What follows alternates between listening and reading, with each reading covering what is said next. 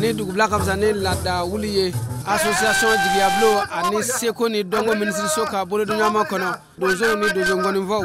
somaw ni domaw toni kala tabaw bela jele ani kata se dozo ngoni akanabaw ma dozo ngoni festival ba tako wolowilana obena ke abe damene alamsado marsi kalo tleta ani wolowila katabla sibridona marsi kalo tleta ani kononto samba flani mugani fla palais de la culture amado ampate bala Bamako Madu sangare peni ani yoro siribe ka fara jurfo seguba trawle kan olu bina u del nango koro lamaga akene kan ninga chero tiga ningoni wala demseni chamai dozo ngoni kofe baro da sigu beke anika dozo ka bula barakelon sugu do sigi akene kan ninga kumenye ko ngeko dafa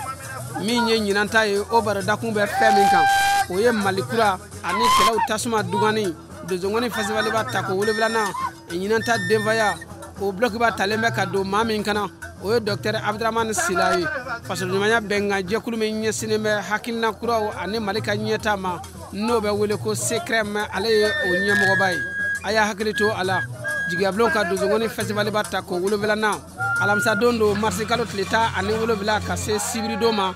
marsi kalo tleta ani kononto samba flani mugani fla palais de la culture amado ampate bala Bamako